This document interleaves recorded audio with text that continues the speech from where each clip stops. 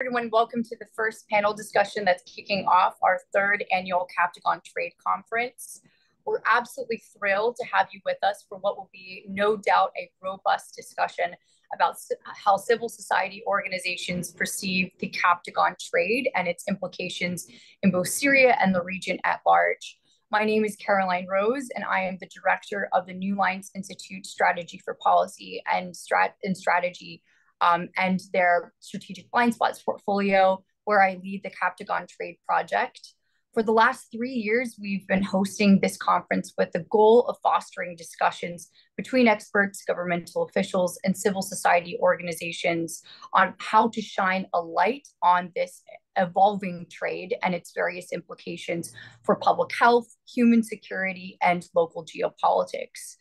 As well as, of course, explore the various policy pathways that the United States and its partners can pursue, both in the Middle East and the international community.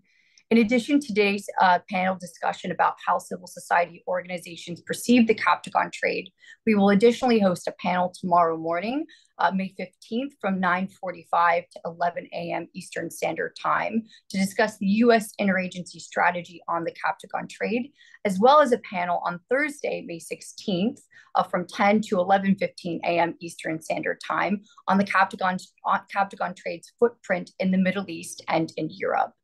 I want to first start out and say it's been quite an eventful year since we last convened the Captagon Trade Conference, with signs that the trade has rapidly evolved, with industrial scale production continuing to be anchored in regime-held territories in Syria. There are signs now that the trade has encompassed small-scale production in mainland Northern Europe and neighboring Iraq, while smuggling operations have adopted a kinetic element with violent clashes along borders with Jordan. We've also seen the Captagon trade become a common feature of normalization discussions with neighboring countries. As a response, the United States has built upon its interagency strategy formally established last year, initiating a second round of sanctions against identified Captagon trafficking agents and manufacturers, as well as, of course, including Captagon in the US-led global coalition against synthetic drug threats. While the United States and its partners have come a long way in strategizing to curb this illicit challenge and promote accountability, this trade continues to evolve and encompass sophisticated and advanced mechanisms to bypass and undercut controls. I'm thrilled to have my colleague, Dr. Karam Shaar, here with us today for this panel to co-moderate. He's also in Washington, D.C., which is an absolute treat, given the fact that he's typically in New Zealand. He does not have to get up at an ungodly hour this morning to co-moderate on this panel. And he is going to lead with introductions and our first question so we can kick off this excellent and robust discussion. Karam, the mic is yours.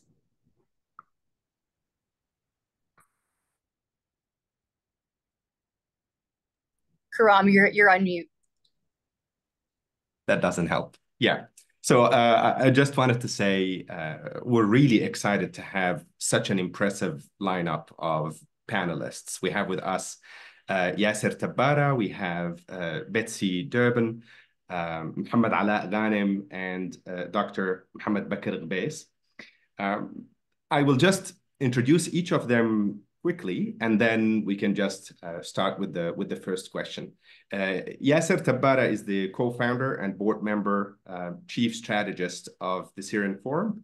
Yasser served as the chairman of the American Relief Coalition for Syria, a coalition of 11 US-based organizations that provide relief, support, and development to Syrians across the globe. An international human rights attorney, Yasser has worked with the International Bar Association to support judicial and legal reform in Syria, and he has taught courses related to public international law at the University of Qalamun in Damascus.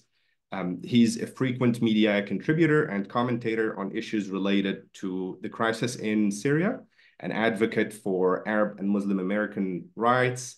Yasser served as an executive director of the Syrian American Council and co-founded the Chicago chapter of CARE, a national civil rights organization.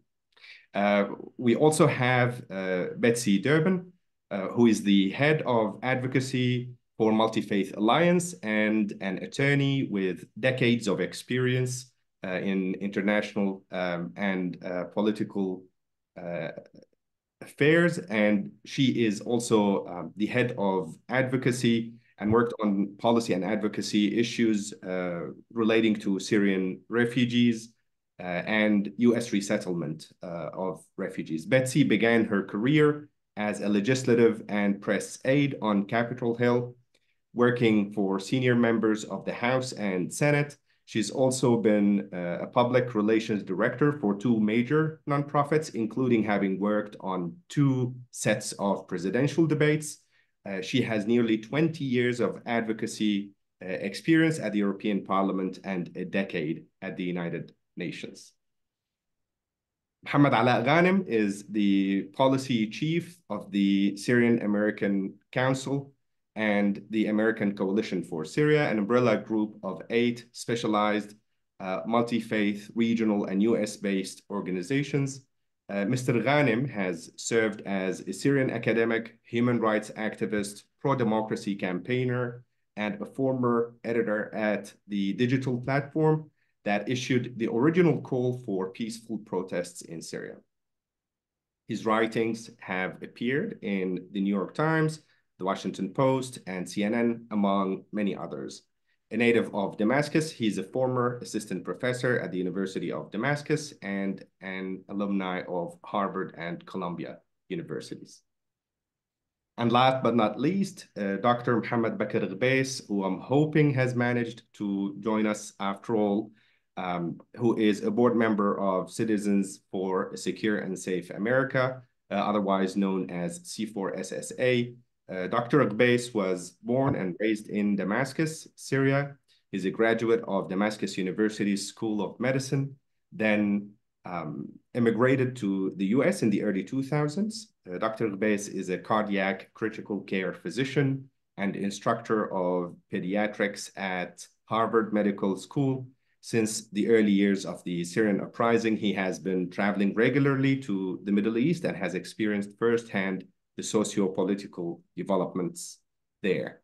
He authored several op-eds about the region and Syria in particular, which were published in Foreign Policy, Newsweek, The Hill, The Washington Times, The National Interest, the Middle East Institute, among others. Such an impressive lineup, and we're really glad to have you with us here. Welcome, everyone. And I'll just kickstart the discussion with a question to Yasser. Yasser, how would you describe the Captagon Trade Challenge through the lens of Syria-focused civil society organizations? What is the role there to be played by these organizations? And what are the trade's implications that touch upon key US interests?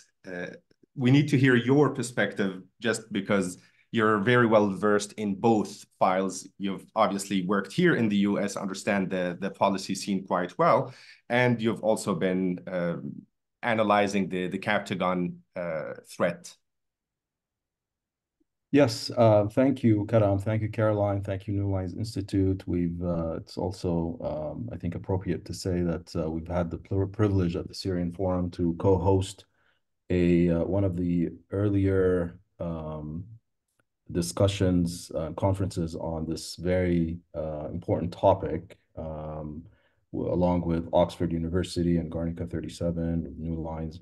And it was a very useful discussion that really set the context very well for us in terms of our interest as an active civil society, Syria-focused civil society organization in this very important topic. So to delve quickly into answering your question, Karam, Syrian civil society has basicly been reinvigorated post 2011, and it has grown since then quite a bit to try to cover a lot of the gaps that a state vacuum has caused in many areas in Syria.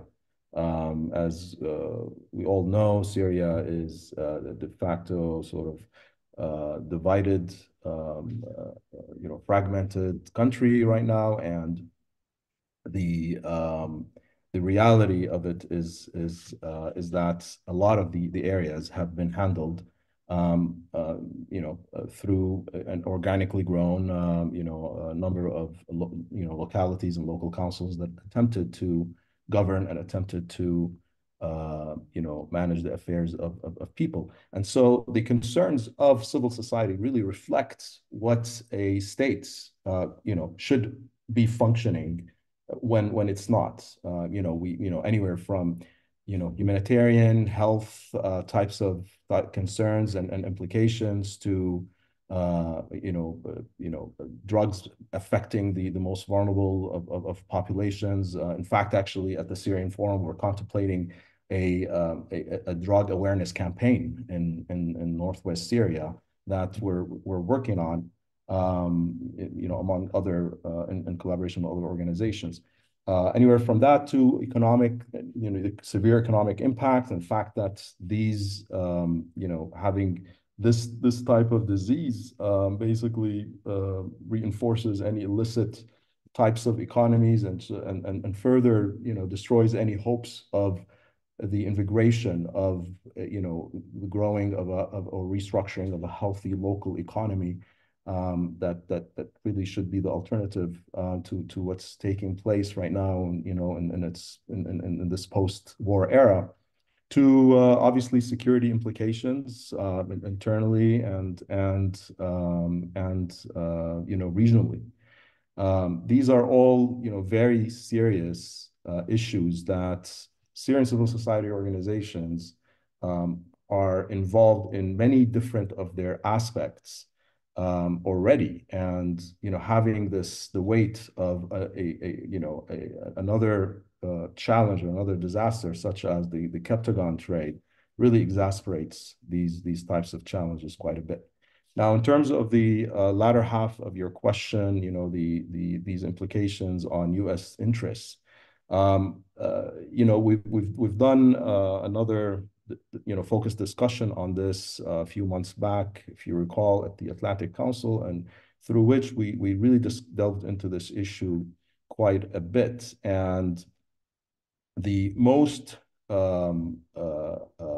glaring sort of implications are those that really touch upon U.S. interest in the region, or the U.S. interest in a more stable region.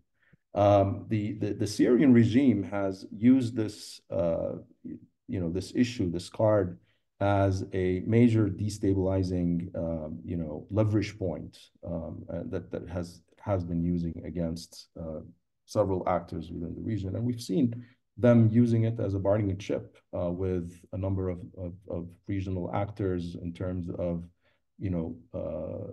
reintegrating them into regional forums and maybe international forums as well. And as such, the U.S.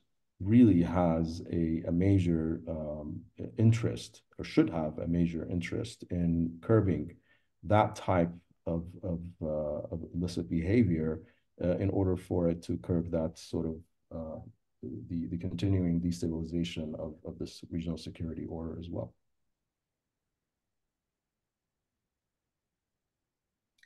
Yes, sir, I'm happy that you mentioned U.S. interests, because I think this is a great segue to our next question. Betsy, since this is the third year we're hosting the Captagon Conference, it's a great time to reflect on how the United States has assembled this strategy, this interagency strategy on the Captagon trade to curb this illicit threat. When you look at counter-Captagon strategies in the United States, in the EU, in the Middle East, and how they've evolved in the last 2 to 3 years, are you encouraged by the progress that has been made? And if so, or if not, what are the different holes and loopholes that you would encourage the United States and its partners to fill? I might describe it as 2 steps forward, 1 step back, a bit like a dance. First of all, let me thank Caroline and Karam and New Lines Institute for hosting this, and my colleagues for joining in this very critical issue. I should say that the Multi-Faith Alliance, at first blush, you'd say, well, you're a humanitarian organization, and we are. We've brought in $452 million worth of aid into Syria to help the internally displaced. So why Captagon? Why care about it? Because, as Yasser pointed out, and both of you have as well, it is destabilizing the region. It is highly addictive.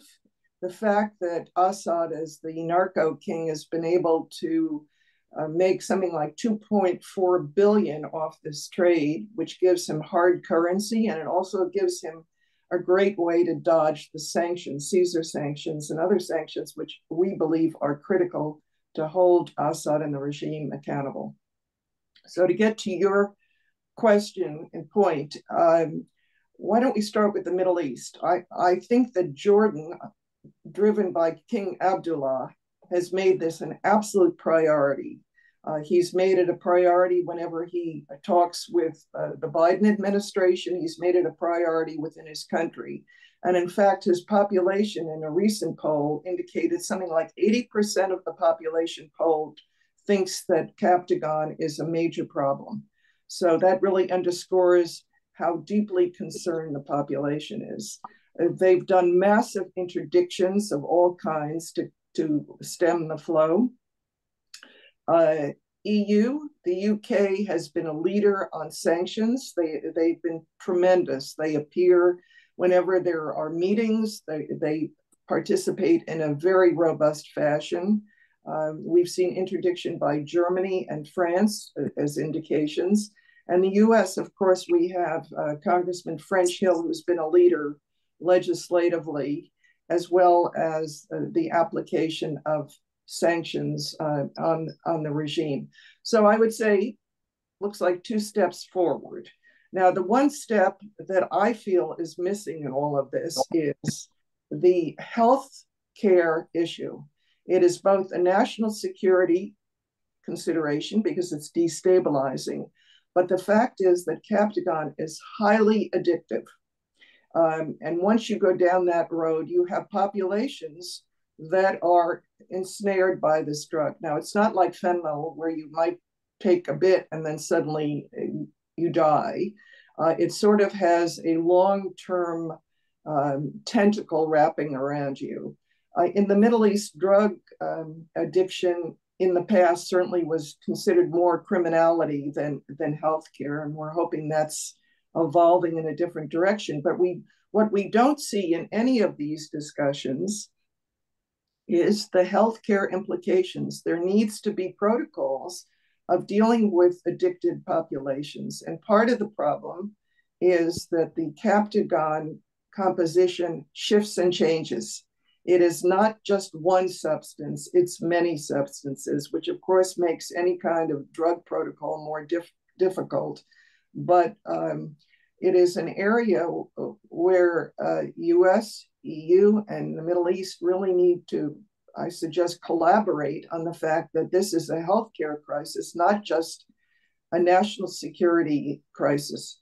One other point is that with Captagon legislation, with sanctions, terrific, but we also need to make sure the US has a very firm anti-normalization law on the books. Because when the Middle East began to deal with Captagon, they went to Assad and basically they brokered a deal, which I guess in legal parlance, you might say a contract of adhesion, where all the benefits flowed to Assad in reality, and they really didn't flow to the Middle East. The Middle Eastern countries wanted to give normalization to Assad in return for stemming the tide of Captagon, and it's proven to be the honeymoon is over. He has not stemmed that tide at all. So anti-normalization, it's very important that the US have on the books anti-normalization as a very clear signal to the rest of the world that we are not going to accept a war criminal in any form or fashion. So That would be my view of these three different areas. Thank you.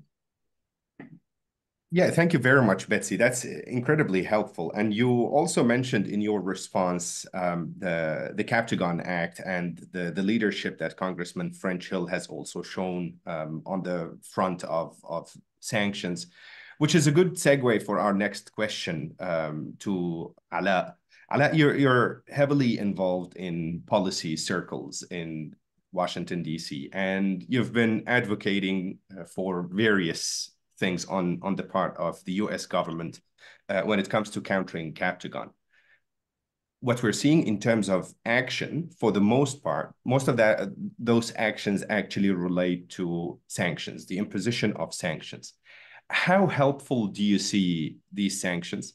What are their advantages and disadvantages, maybe? And what are the other things that you're also advocating for? What are the gaps that you think the US government should be trying to address in their response? I appreciate that's a long question for you to respond in like 3 minutes, if that's okay. I will do my best. Thanks, Karam. But first off, my thanks to you, to Caroline, and to the New Lines Institute for hosting this event and for giving me this opportunity to join this important discussion. And I would give you guys special credit for really closely tracking this issue. You have been an instrumental and integral part of our collaborative effort to ensure that this issue is firmly on the agenda of lawmakers as a huge policy challenge that should and must be addressed. So in terms of sanctions, Karam, as you know, the United States and UK last year in March jointly imposed sanctions on a group of 6 Assad regime affiliates and Lebanese individuals tied to or involved in the Captagon trade. We have seen some evidence that the regime is concerned about the implications of those sanctions, producing legislation generally. And that came also last year. The Wall Street Journal reported that during secret meetings between American hostage negotiators and the Assad regime over the fate of American abductees in Syria held by the Assad regime. Those discussions were held in Oman, and one of the demands of the Assad regime was for Captagon sanctions, according to the Wall Street Journal, for Captagon sanctions to be either stopped or slowed down. So we have some, evidence that the sanctions are a source of some concern to the regime. Now, as you know, most recently, Congress passed and the president signed into law a bipartisan piece of legislation that our organizations advocated for and supported that will provide the U.S. with additional tools to address this growing spread of Captagon. Now, in our view, or at least in my humble view, sanctions are an important tool for 2 main reasons. First off, you guys have done a tremendous job tracking sort of the revenues that this illicit trade has generated for the Assad regime. And reportedly, this trade in Captagon is netting the regime billions of dollars. Now, most of those sales aren't taking place in Syria. Now, what does that mean? It means that somehow the money or the revenues from this illicit trade will need to be laundered, and they will need to be the funds will need to be repatriated to Syria. So to the extent that sanctions can complicate this criminal process for the Assad regime, we believe that they can be helpful. Now, also, and this is something that my colleague Betsy, who's also closely tracked this issue over the years, from a political perspective, sanctions also matter because they signal criminality. So, for example, a number of countries are involved, and they have been involved over the past year in normalizing ties with the Assad regime in a way that we human rights advocates worry, could whitewash the regime's record of over a decade of mass atrocities. Now, the legislation that Congress passed and the president signed into law directly implicates Assad in this trade. Actually, when Captagon, the first piece of legislation, we have 2 on the books, as you know, the one that passed in December 2022 and one that passed a couple of weeks ago. When the first time around, Captagon, let's call it Captagon 1, Captagon 1 named Bashar al-Assad as a drug lord, as a drug kingpin. And I'm not aware, I could be wrong, but I'm not aware, as far as I know, of any other Syrian president who's named in this high-profile way as a drug kingpin. So this will definitely complicate things for Assad allies and those countries that are interested in normalizing ties with him, because they're basically working hand in glove, not just with the mass murderer, but also with the drug lord. So that aspect is also helpful. However, the disadvantages, and that's something we should also look into, is that we need to keep in mind, Karam, that sanctions within themselves are not a strategy. They are supposed to be a tool in a holistic approach that not just involves the United States and the UK and the EU, but they should also involve the Gulf states and other countries that are directly impacted by the consequences or the implication of Bashar al-Assad's transforming of Syria into a narco state. So the concern that we have is for the strategy to counter Bashar al-Assad's drug trade in Captagon to devolve into sanctions and very little beyond sanctions. That's something that we're concerned about. And that's why actually, our organizations got involved with the second piece of legislation intended to create additional tools for the US government to go after Captagon.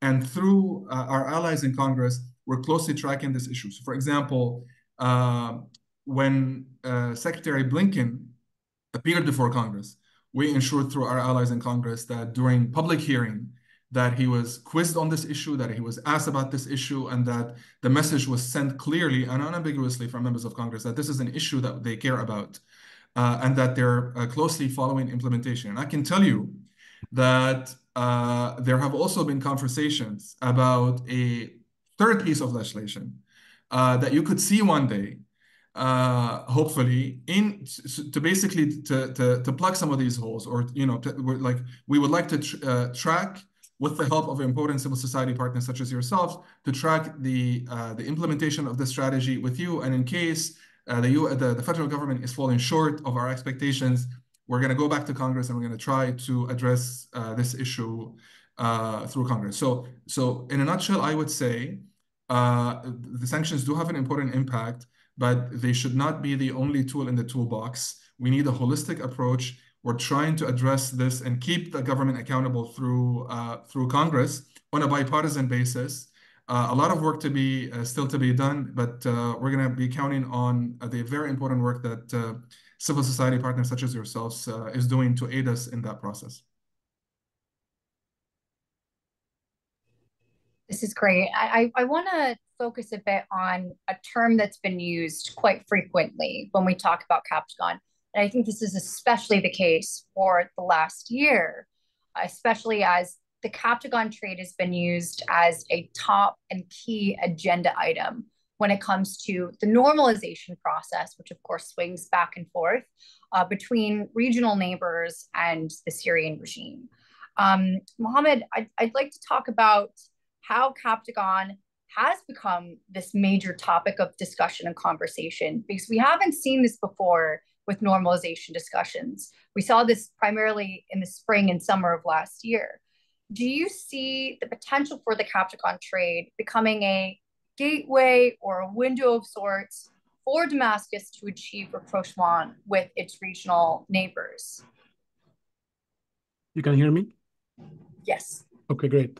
Well, thanks, Caroline, so much, and Karam, and of course the New Lines Institute for this very needed conference and platform to discuss this timely and critical issue for the national security. I think, for the regional countries, the Syrian for sure, and of course the US. I do think normalization, with Assad regime has become, I guess, more and more clear to be the objective of many regional government in the past. Since the Jordanian initiative back in 2021, it was first brought up as suggested pathway for the Syrian crisis, And I think it has become more clear that there is more interest and strategy by some regional, governments that to deal with the Syrian crisis, to get it over with, if you would, try to shove it under the carpet, or just find a way for it to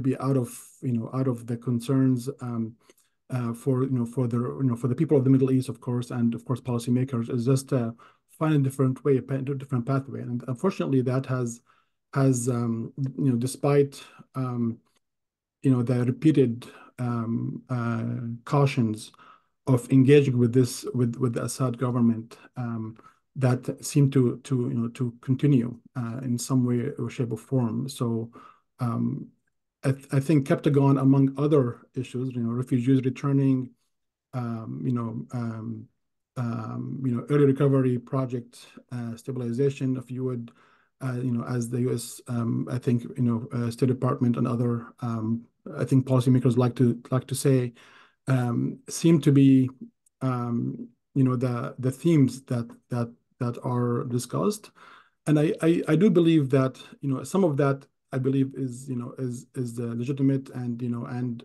important.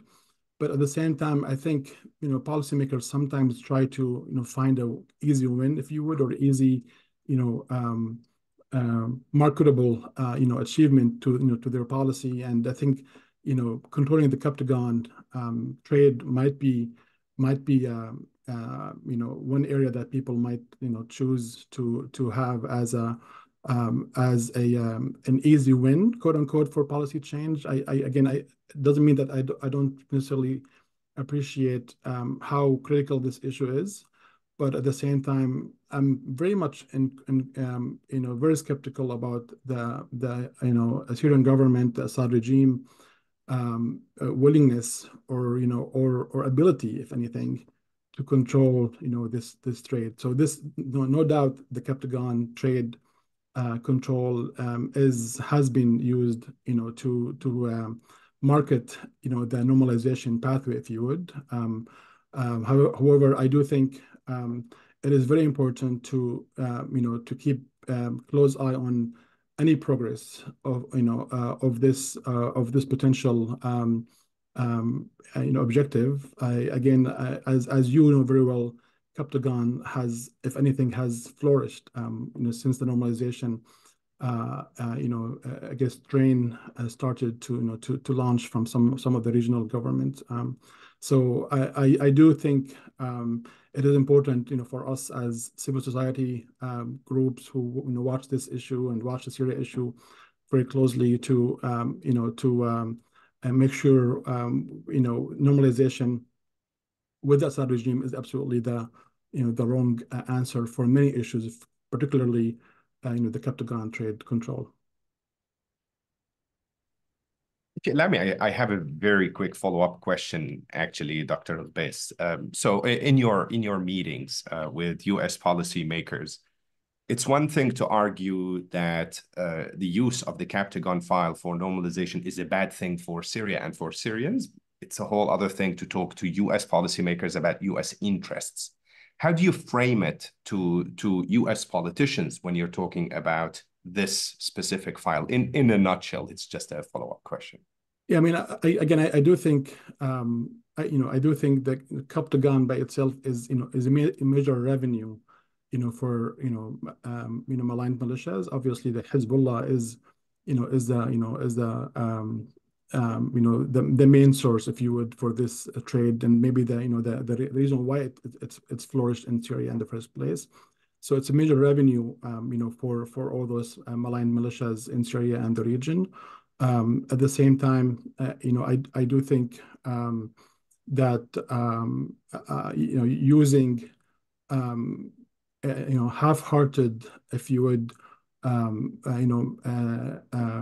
measures like sanctions, for example, under the EU, executive orders, sanctions are not necessarily effective, and we really have to use Caesar, for example, and other more meaningful tools to really control this trade. There's no way as anything in Syria, with anything, I guess, dealing with this regime, having a half-hearted engagement or half-hearted measures is going to be effective.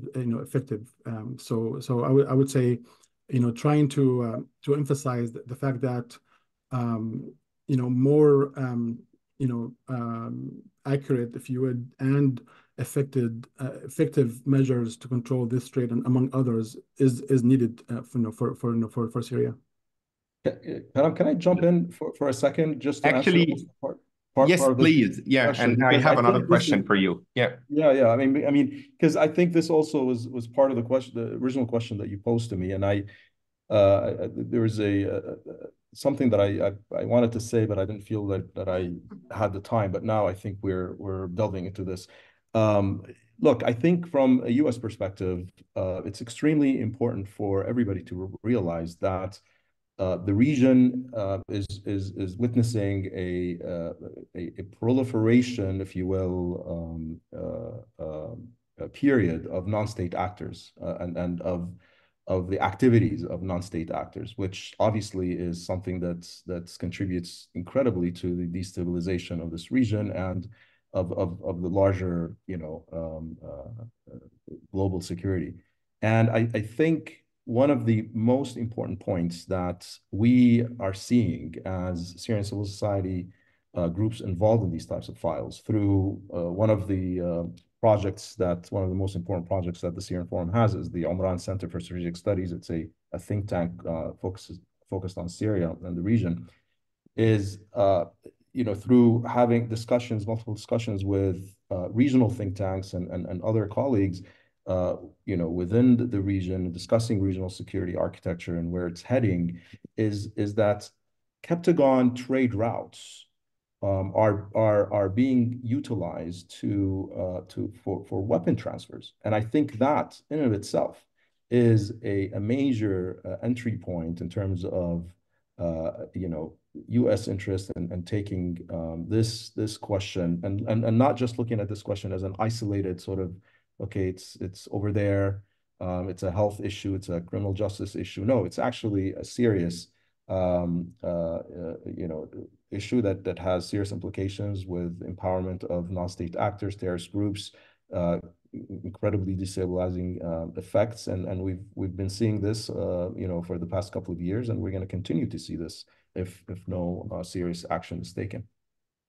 That's an excellent point. Actually, that's what we're seeing in our database at the New Lines Institute. So we're actually now tracking other illicit goods that accompany Captagon shipments, and quite often you see it accompanied by either other drugs or by weapons, as you said.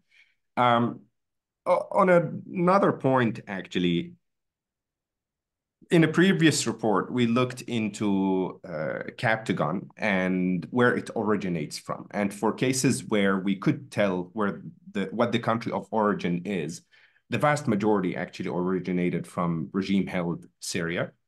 Now, it's important to also note that there is drug production and smuggling in other areas. And this is predominantly the National Army areas in the Northwest. There's much less evidence in Hayat Tahrir al-Sham areas or the Northeast, the Syrian Democratic Forces area. So in that zone, the NSA zone, where Turkey is the power that basically decides what happens in that area for the most part, what role do you think Turkey should actually play in curbing these production and smuggling networks? Excellent question. I mean, let me first just describe sort of the reality of Captagon countering sort of strategies or tactics within that region and what has happened. I asked actually my colleagues at Omran to do a quick report, and they've quickly produced a report that showed that the number of arrests and the number of operations against drug dealers in general, Captagon operations in particular over the past year and a half since the beginning of 2023. The total were about 61 arrests, 18 security campaigns, 5 violent interactions, and several other categories that they've sent me. This resulted in the confiscation of a few 100,000 Captagon pills, in addition to other types of drugs. Basically this is an effort that covered the whole area from Al-Bab. They sent me information on Al-Bab, Afrin, Tel Abyad, Ras Al Ain, Jarablos, and Azaz. So the numbers that I just shared with you cover these areas. Now, in terms of what Turkey can do, and this is another conversation and discussion I had with some of the people at the Syrian interim government who are in touch with the military police and the Syrian National Army. There are 3 main sort of tactics that they're pushing, the Turkish government to do. One is, somehow empowering or let's just to use the accurate term, mandating, if you will, the judiciary.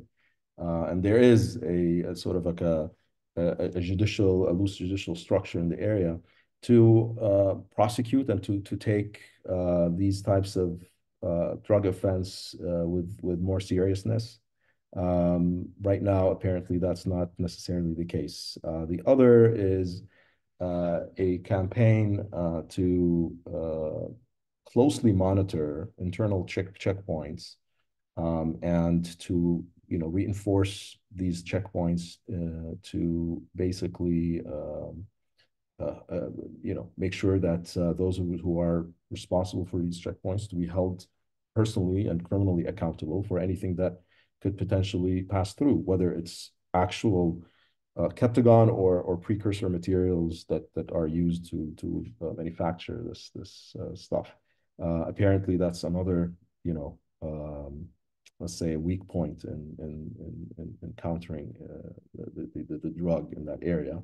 And third, there needs to be an activation of there is actually already a wanted list of the main Captagon dealers and manufacturers and traders, and that list needs to be activated so these people are pursued again with more seriousness than they are right now.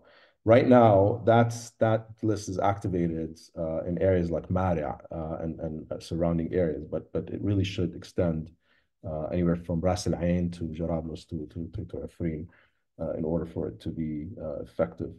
I'll close with saying that on a more strategic outlook, what we constantly talk to the Turkish government about as Syrian civil society is, and not just the Turks, the Americans and others who are able to help with this, is to help us create alternative, healthy economic realities by empowering localities to issue a relatively stable investment environment. So better governance, better enforcement of investment and guarantees for investors, clear and facilitated money transfer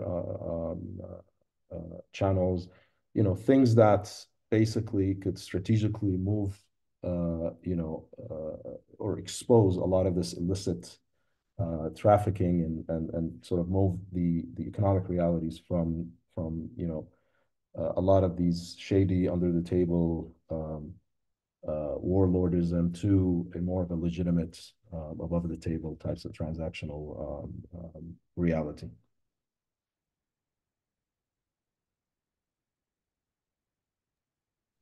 Excellent. I have a question for Betsy.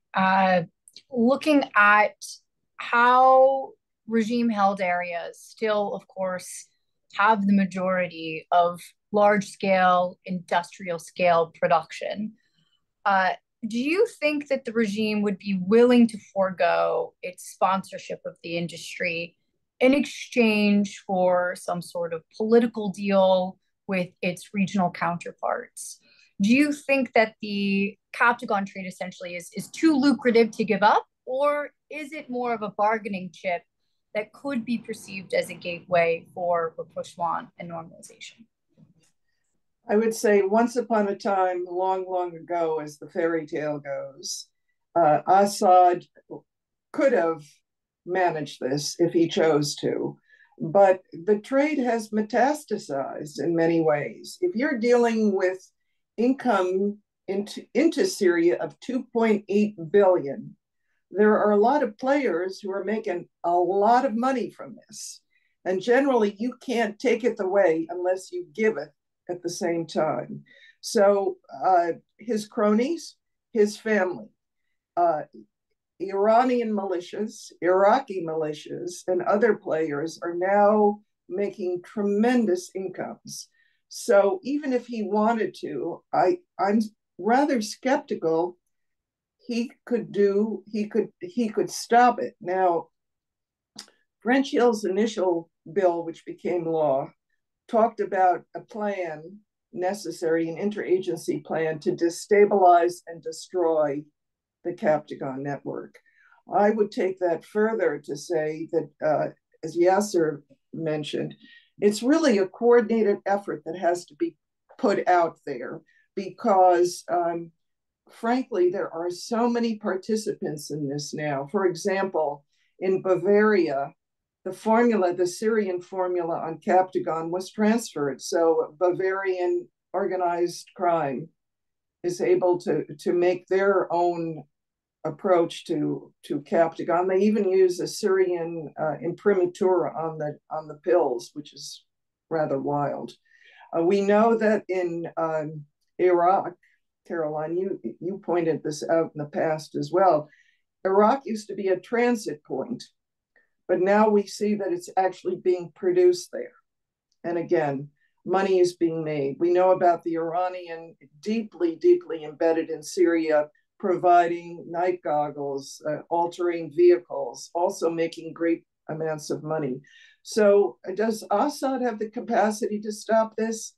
I highly doubt it.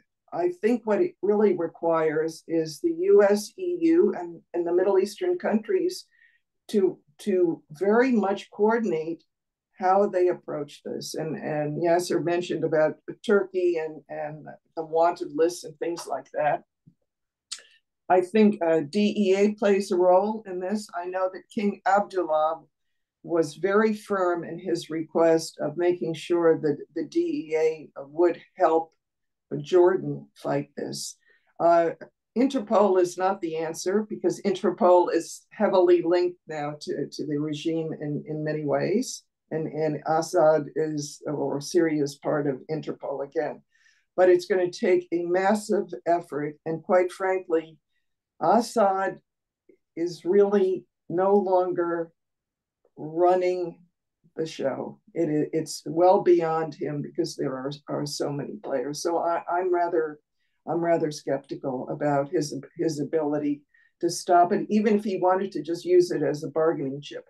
And as we've seen, getting back to the normalization issue, countries were almost giddy to embrace him again, thinking he would cut off the trade. And we've seen none of that. He's gotten his normalization from countries, and they really have gotten nothing in return.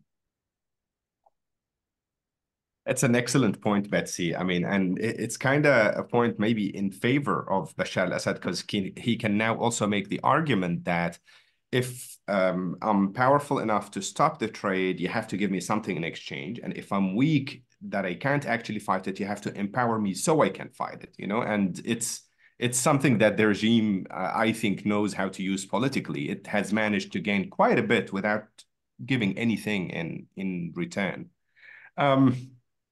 My question to Ala is, and it's kind of something not necessarily just related to Captagon, although it's the focus of this discussion, but what role do you see for civil society in Syria, within Syria. I mean, instead of just thinking of this as being sponsored by the Assad regime predominantly, can we actually think of it as a conflict on the ground that's actually happening by the party that's taking people hostage and the innocent Syrians that continue to live in regime-held Syria who are paying a heavy toll for the production and smuggling of Captagon, not necessarily economically, but also in terms of reputation, for instance, the reputational damage that everyone gets from these activities. What role do you see for civil society actors in regime-held Syria? Thanks for posing this very important question, Karam. And I'm gonna respond to this question, but if I just maybe like in 10 seconds add to your earlier question regarding framing, how do we frame this issue to policymakers from an American interest perspective? Besides, of course, the helpful comments made by my colleagues on the panel today, I'll also add something from our own personal experience. When we talk to members of Congress on both sides of the aisle about the scourge of Captagon in Syria and the need or the help that we are seeking from them or asking them to provide us with to combat this issue, we often, not always, but we're often met with actually some deep appreciation of the issue, because here in the United States, we for a long time have been dealing with this epidemic of narcotics in the U.S. and every year, sadly, according to like authorities here, we see hundreds of thousands of deaths related to drug overdoses. So there is, generally speaking, there is appreciation for the scope and the magnitude of the issue, because this is something that we're struggling with here in the United States. But they also understand, people on both sides of the aisle, that this international criminal network is interconnected, and they also understand that it could be a matter of time, unless you nip it in the bud, unless you check it, that it could also be a matter of time before those drugs pose an additional challenge on top of myriad challenges related to narcotics that we're dealing with in the US. So that's something else that we bring up with members of Congress, and it's been effective. Now, back to your question. Karam, as you know, I was born and raised in Syria. I grew up in Syria. I was both a student there and a professor and a teacher. And I can tell you that even though I would not outright deny that we had drugs in Syria, of course they existed, but they were really, really on the fringes of society. So for example, growing up, again, when I was a student, drugs was not an issue on school campuses. When I taught at the University of Damascus, drugs was not an issue. They were not an issue on school campuses, on college campuses. Now, of course, our families back home, I would say, were the first line of defense. Sadly, because of the impact of the conflict over the past 13 years, a lot of Syrian families have been torn apart. There is an exodus. There is a brain drain in the country. So this makes it incredibly challenging to stand up to societal ills, including drugs. That's, I think, where civil society organizations can play an important role. And that's why I would say they have a very important role to play, especially that state institutions that you would usually look up to or look to for help and assistance with, an issue of this magnitude. They're the ones, when I say state institutions, sadly, there's no daylight in Syria between the regime and state institutions. So state institutions are flooding the country with Captagon, and they're turning the nation into a nation of addicts. Number one, so civil society can fight this scourge on a number of fronts. Number one, and this is something my colleague Yasser talked about a little bit, education and awareness raising, education programs, like accurate information needs to be shared and disseminated that highlights the dangers of Captagon in terms of its effects, long-term and short-term and long-term on people's health. Number two, and this is a much greater challenge that my colleague Betsy alluded to, thanks to Assad and Russia's jets bombing the nation's healthcare infrastructure, The second front that where civil society can be helpful is actually providing treatment and healthcare to people, sadly, who have been victims of this trade. So, of course, this would require foreign assistance, but this is something that our institutions and civil society generally can help with, especially here in the United States, because the overwhelming majority of our community members are physicians. Now, if you recall, Karam, it was reported, I think, last June, that there were two medical practitioners who were based in the UK who established a service for Captagon addicts in Syria. So this is something that can be built on, and we have a role to play. We have a role to play there. Last but not least, I would actually credit civil society with placing this issue firmly on the agenda of at least American lawmakers. So in 2020, when like 2019, 2020, when this issue first came to our attention, the US didn't have a policy to address this issue. It was the issue actually was not on their radar.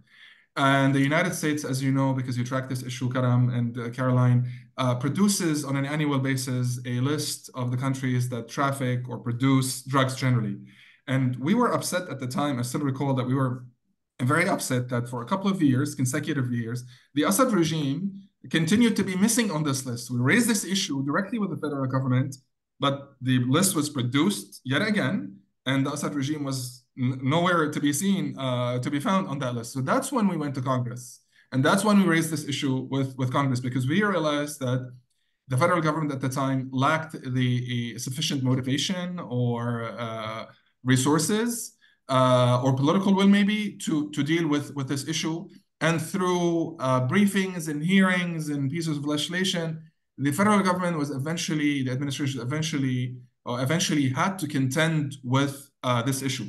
I'm also happy to share with you that in the new National Defense Authorization Act that will be should be shared publicly soon, there's almost $1 billion, $900 million for drug interdiction and counter-drug activities. Now, I'm not claiming or suggesting that all this money is going to go to Syria, but there is this large pot of money, and civil society has an important role to play in advocating lawmakers and advocating the administration to ensure that at least a fraction of this money is devoted to addressing the issue in Syria. Because I believe that even if a fraction of this money is devoted to that aspect, that it would make a huge difference in Syria. So all in all, I would say civil society, and especially you guys, has been at the forefront of this issue. And I would credit civil society with placing this issue firmly on the agenda,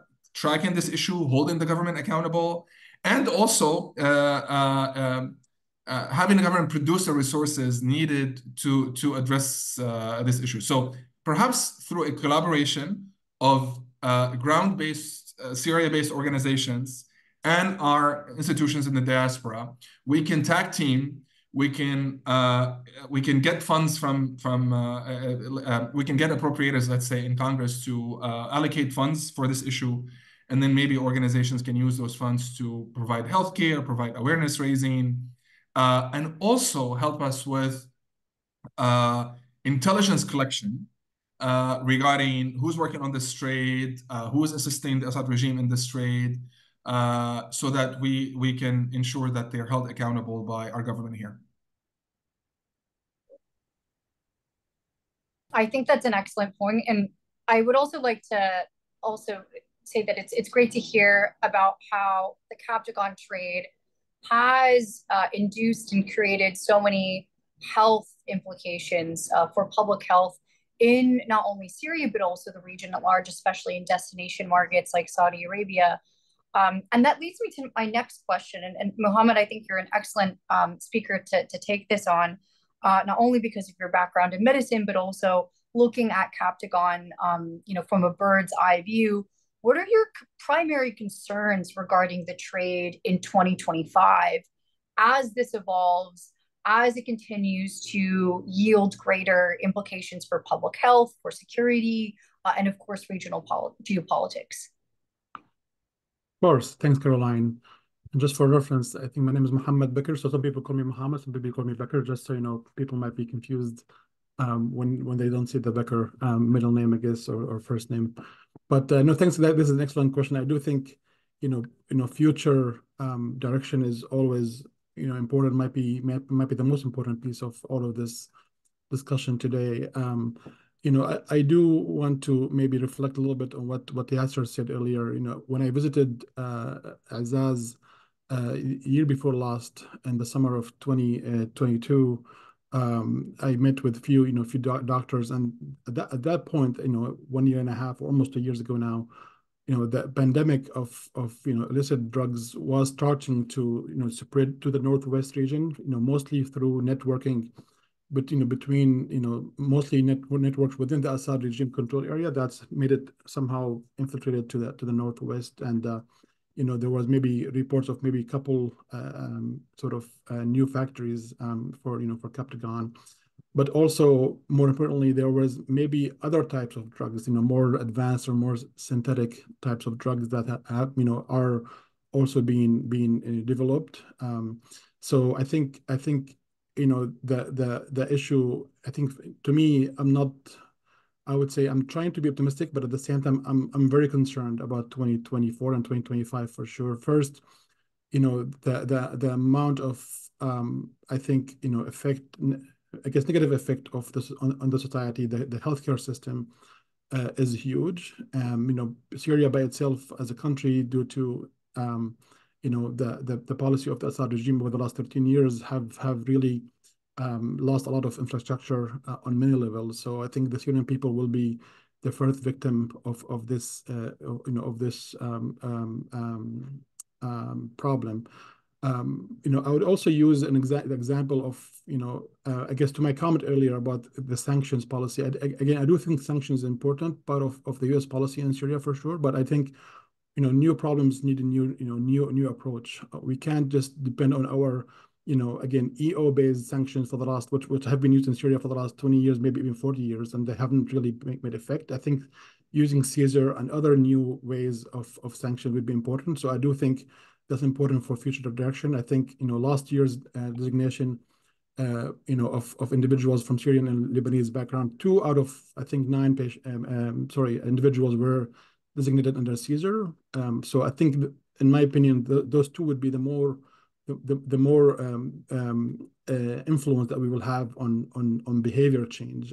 Otherwise, people who have no, secondary sanctions, for example, applied on them, would be just laughing at us at this point. And who cares about, quote unquote, US-based sanction, primary sanction with banning visa and other I would say, not effective way. The other example I would also use is, I would say the unfortunate bombing of 9 civilians in Suwaida in January of this year. The Nazih Halabi, along with I think 3 other men and maybe three children and 3 women were the casualties of this airstrike by Jordanian forces. And I think the targeted individuals were somehow not there at the time of this attack, which speaks really to, in my opinion, the wrong, if you would, audience, and I think receiving support. I think the Syrian people have been, or the Syrian active organizations and people have been absent from strategies developing on things like this of critical nature, like the Captagon issue, and partnering with the people in Northwest, for example, region, Northeast region, and Suwaida region would be very important, part of any equation forward to try to control, this trade. The Suwaida people obviously have one of their, issue for them to protest for the last several months was also, Captagon and other illicit drugs, smuggling, using Suwaida as a hub for smuggling, Captagon to the Gulf region has been, one of their concerns. And I think, we haven't seen any policy regarding partnering with the Suwaida people. And, I think they are ready for any suggestion like that. Same for the Northwest, again, I think Turkey and Jordan would be very important partners for the US to control this trade, but I think the source of this is Syria. And if we don't, obviously, Syria, we have to have a solution for the Syria issue, for the big picture discussion, but from the macro level discussion of Captagon, we also have to find ways to partner with folks on the ground who are willing and have proven to be reliable partners for any, meaningful change that we aim for this. Thank you so much. And with that, I think it's a great time to turn to our audience virtually. They've joined us. Please feel free to submit some questions either in the chat. We'll try and field as many as we can. We only have just a few minutes left. But I do see that we did have one audience member with their hand raised. I believe this is Ambassador Haifa Al-Quraisha. If you would like to unmute yourself, or if you'd like to type a question in the chat, please feel free to do so. Additionally, yes, please go ahead. Yes, thank you very much. This has been fascinating, and I appreciate the depth of information and insight by all the panelists. My question was, how would any of you respond to those that would say that the sanctions have contributed and, in fact, are continuing to encourage the regime to, go the narco state way? And what means do we have to kind of stop that from actually gaining even more traction as we move forward? Thank you. Do we have any panelists that would like to take on that question? I think it's a great question, especially given the fact that the mushrooming of the Captagon trade has been associated with, the imposition of sanctions. There are arguments for and against. Betsy, I see you have your hand raised. Yes, thank you very much for that important question. The way the sanctions have been worded, they are laser-like or highly strategic as to the industries, as to the players that they target. Also, one should make note of the fact that there are exemptions for humanitarian aid, so that the notion that it is fueling what Assad is doing, I believe can be countered by looking at where the sanctions are placed. The most recent law, in fact, talks about the manufacturing of Captagon. So I assume, unless you're worried about those who are cooking the pills and whether or not they're making enough money, I think there's been an artful wording of these sanctions. And of course, the Assad regime, regardless, would try and make use of this. But I think they're carefully crafted. And as pointed out as well by some of the other panelists, it's not only Captagon that is moving, but illegal weaponry. We also see slave trade or human trafficking as well. But getting back to the sanctions themselves, they're carefully done. And I think one can counter that argument by pointing out who the sanctions go after, what they go after. Thank you very much.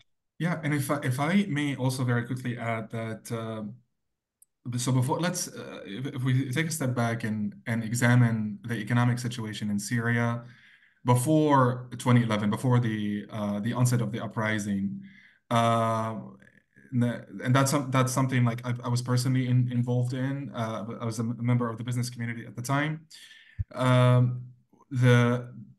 The regime or the state, let's say the Syrian government at the time, was very restrictive in terms of what the business community was or wasn't able to do.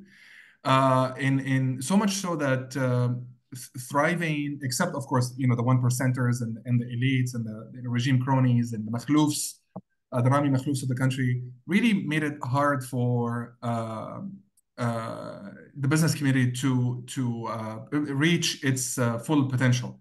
Now you multiply that by 1,000, and you get the picture of, or like you get a sense of the landscape for the business community in Syria now. The state has turned predatory, so we're in touch with business with the business community across the country, but especially in regime-held areas. And maybe here my colleague Yasser can also, share a perspective. And the number one complaint they have is actually not sanctions. At least the people that we talk to who are operating in regime-held areas, the number one complaint is that the state has gone predatory. They're being shaken down. Asma al-Assad and her economic council, are the new Rami Makhloufs of the country. So they're taking over the economy. So it's very, very hard to operate now. Now, as a result, the economy is in shambles. The economy is in tatters. So there are things that, in spite of sanctions, the regime can do now to make it to improve the economic situation for itself and as a state. I mean, not as a regime, but like for the Syrian state and for the population. But the regime is not willing to do that. So sadly, we always have to go back to square one and keep in mind or be cognizant that the regime's policy and the very nature and the makeup of this regime will make it very, very hard for any, whether you have sanctions or not, for the economic situation to improve in any meaningful way in the country. I can make a quick comment if that's okay, unless you have one more question. Yes, please. We have time for about one or two more. Oh, great. Yeah, I guess my only comment is also, I would say, the Assad regime has a track record of not cooperating whatsoever with any international based or any serious, if you would, initiative. For example, the tribunal for Rafiq Hariri assassination was a very easy example to remember. The way there was a made up witness that was that was I guess introduced to the tribunal at the time. So the Assad regime, I don't think is able, maybe is unwilling, but I don't think is able organically to be a legitimate partner in any serious multilateral, if you would, approach. Really have to engage with other actors within the Syrian society, and of course other active factors. Yasser, do you have any concluding remarks? Sure. I mean, really quickly, thank you, Ambassador, for this excellent question. I mean, look, do the sanctions affect Syrian economy at large? Absolutely, they do. But is there any evidence that points to the fact that well, if there weren't sanctions, the economy would be booming under this regime that has systematically managed to basically play the role of a major destabilizing factor in the region, not just post 2011, but even prior to that. I mean, that's been the modus operandi of the Assad foreign policy and regional policy, is to basically use its whatever leverage it has to in terms of threatening the security of its neighbors and and the entire region, to gain certain geopolitical gains. And so that's been their behavior since even Assad the father. And so for us to say that the Captagon industry would not exist if there weren't sanctions, I think would not be terribly fact-based. Contrary to that, I mean, we see the Assad regime basically using this, despite the fact that I actually agree with Betsy that I think Assad has gone to the point of no return, and I think King Abdullah himself said it, that it's not a question of willingness anymore on behalf of the Assad regime, but it's a question of ability, of an inability to control the Captagon trade and other illicit activities. But you know, the point is their behavior, you know, speaks very loud for itself. And that behavior is that we're going to continue to use these, you know, rogue tactics to continue to act as a rogue state, destabilizing the entire regime, the entire region. And if Captagon is one, you know, bargaining chip, then so be it. We will use that, and they will continue to use that, unfortunately, for a long time to come. And I think it is very important, you know, for all regional actors to really recognize and realize that the need to focus on that topic. And I again thank New Lines Institute for you know, dedicating an entire project. Caroline, I mean, your work with Karam is just incredible on this. It inspires all of us. It guides us, and I hope it continues. And you have the support of many Syrian civil society actors and organizations, because ultimately what we want is a more stable region, a more stable Syrian state that sort of, you know, is transitioned into a reasonable governance system that hopefully will improve the lives of many Syrians in the future. And I think this particular file is an extremely major stumbling block in that. Well, thank you so much, Yasser. I really appreciate that. And on behalf of Karam and I want to thank you all for being here. I know May is extremely busy for everyone. It's a crazy month, so we really appreciate everyone carving out the time to be here with us. That, of course, extends to our audience members as well. Speaking of, you know, the Captagon conference and what we have going on with the project, please stay tuned on the Captagon Trade Project website. Later this week, we will have a publication that will be out that summarizes some very interesting trends and patterns observed in the Captagon trade, co-authored by Dr. Shaar and myself. Additionally, of course, we have 2 more panels this week. You can find those 2 panels and the registration information on our Eventbrite page for the New Lines Institute for Strategy and Policy. We have 1 panel tomorrow at 9:45 a.m. Eastern Standard Time on a U.S. counter Captagon interagency strategy. I will moderate that, and then Karam will take on our panel on Thursday, which is going to be at 10 a.m. Eastern Standard Time on a Captagon trade and the Captagon trade's footprint in Europe and the Middle East. Thank you so much. I really appreciate it, and hopefully we'll see many of you tomorrow morning. Take care. Thank you, everyone. Thanks. Bye-bye. Thank you. Thanks. Bye.